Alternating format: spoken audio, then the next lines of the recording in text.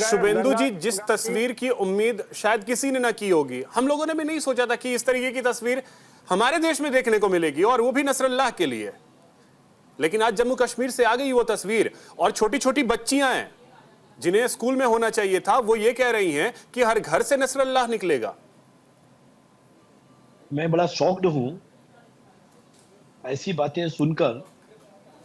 और अभिषेक जी, वो भारत में जो शायद नसरुल्लाह को जानती भी नहीं होंगी लड़कियां, जो बच्चियां थी, बिल्कुल बेटियां थी, और कितने स्ट्रांगली वो बोल रही थी, कोई ना कोई उसको उनके माइंड को बोलवा रहा था, ऐसा लगता है।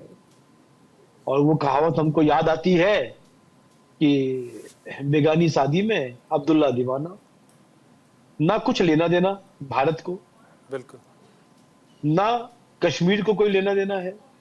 पर जिस तरीके से नसरुल्लाह की डेथ पर यहाँ पर एक ये मातम मनाया गया और एक प्रोसेशन निकाला गया, छोटे छोटे बच्चों को सामने लाकर टीवी डिबेट्स, टीवी चैनल्स के सामने उनसे कहलाया गया, मेरे को लगता है भारत में एक बड़े आंदोलन के लिए वो बच्चों को तैयार कर रहे हैं।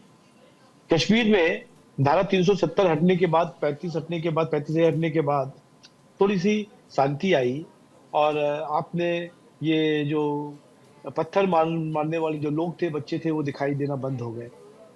पर यदि नसरुल्लाह की डेथ पर इतना बड़ा यदि निकलता है, तो हमको लगता है कि कहीं ना कहीं जहर भरा हुआ है।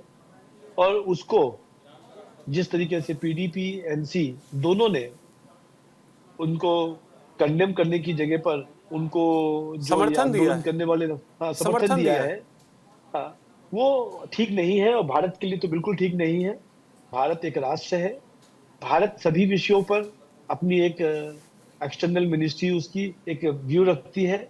वो किसी के साथ नहीं है, और खासकर आतंकवादियों के साथ तो बिल्कुल नहीं है। नसरुल्लाह की कैसी इमेज है, हिजबुल्लाह की कैसी इमेज है, ये आपसे और हमसे छुपा नहीं है।